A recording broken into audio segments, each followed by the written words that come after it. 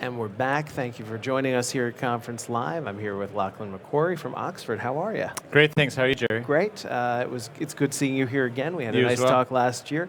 Tell me well, first of all, let's talk about smart buildings in general. To what degree is the commitment that Oxford has to making its smart buildings smart, to making its buildings smart? Oh, it's a great question. It's significant. Oxford has a $42 billion portfolio, and we are both a manager of our own assets and our co-owners, as well as we are a developer and an investor. And so when we build new buildings, we build the newest buildings, and we build brilliant buildings that have technology and networks and sensors. And when we do that, we look at our existing portfolio and we see that we have to maintain them. Yeah. So the majority of our buildings fall within our existing portfolio. So our commitment is to continue to develop and maintain the asset values of our assets so that we can drive returns ultimately to our pensioners. And so technology as a solution is a way to drive that. And so we've made a serious commitment to smart buildings, and over the past 5 years, I'd say.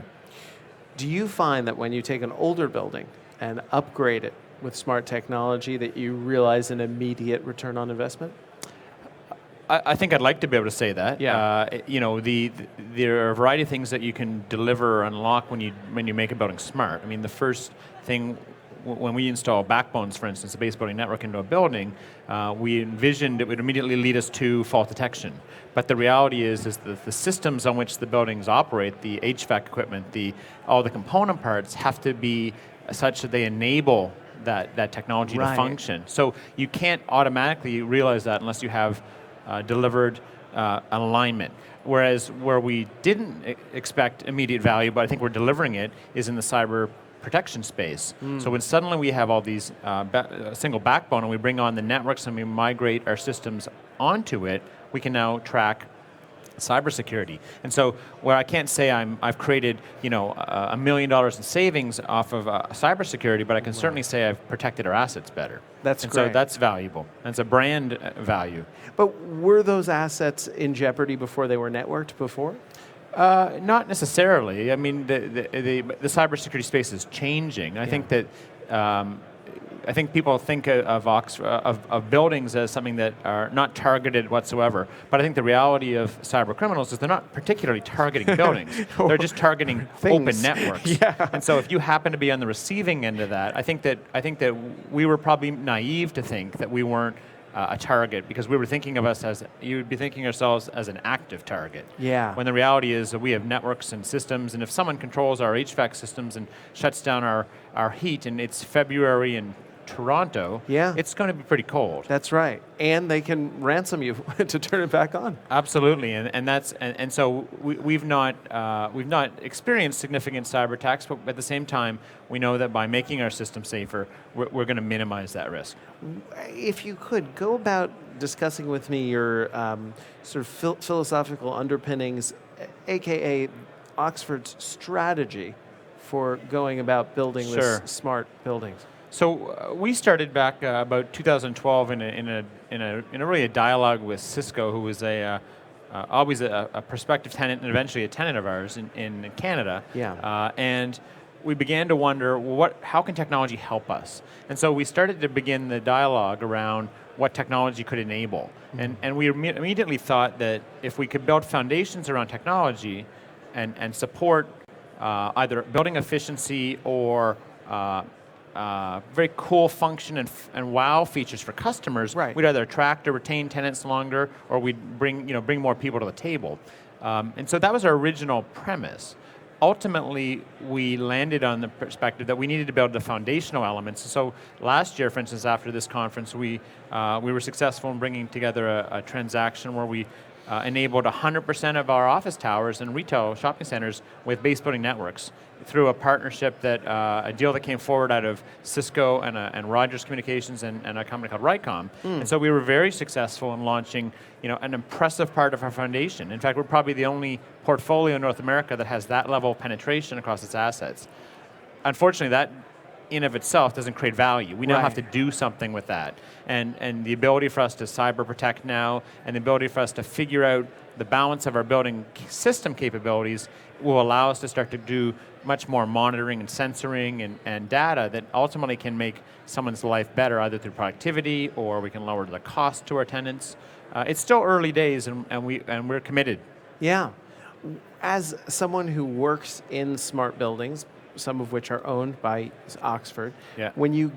is there anything in the actual going to work as an employee, as someone, that you see in real time? Wow, that is very cool, and that's because this building is smart. Any amenities that you enjoy? Well, our newest building is about 1 million square feet in Toronto, called EY Tower, occupied by EY. Yeah. The Toronto Stock Exchange and my headquarters, OMERS, our parent company. And we're just beginning to turn on some amenities that will allow us to, for instance, turn on lights and change the temperature off of our phones. Nice. So at the end of the day, that's a wow feature. I mean, Yeah. that's small. It's no, you could get up and turn the switch on the wall, or you could sit in your desk and do it. And so that's a feature we're turning on. The ability to track license plate recognition software. So we're doing that in our parking lot. So when you drive into the building, I can take your license plate, and if you're a registered customer of mine, and you've registered your license plate, I can then cool your space to anticipate your arrival. Ooh. So we can start to do those things, and those are the things that are kind of a wow thing. Yeah. They're wow to us as landlords. They're probably something that as a tenant you hope that they appreciate, but they may not ever notice that. Right. It's funny, many of the interviews that we've had this year, there's been a slight shift, and it seems like landlords, more than ever, are consumed now in a way that even last year no one was talking about, with that client experience, that customer experience. We've shifted from talking about renters and rentals to customers. Yeah. And the amenities, that almost now are almost necessary to even begin, for some people, to begin a conversation. How does that affect you at Oxford?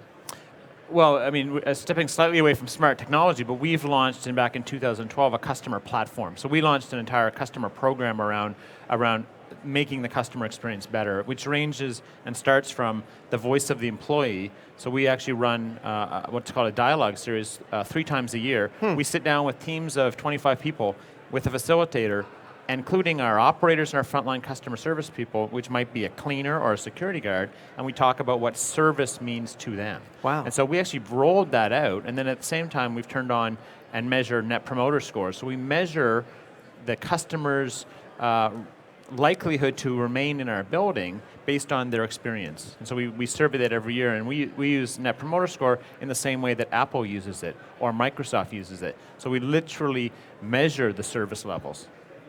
As we wrap up this segment, what are the 1 or 2 trends or technologies that you're seeing here at the show that you can most immediately see adopting in your smart building strategy?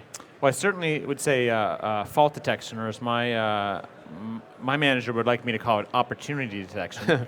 That's certainly one. And the other one is cybersecurity. It's taken on its own appetite and personality, I would say, Yeah. in the past year, and it's much more relevant, and people are very much noticing that. So if you can drive up efficiencies through fault detection, and if you can protect your assets and brand, I think you're doing pretty well in smart. Lachlan, thank you so much for Great. sharing your insights with us today. Thank you, Jerry. Lachlan and MacQuarrie from Oxford. We are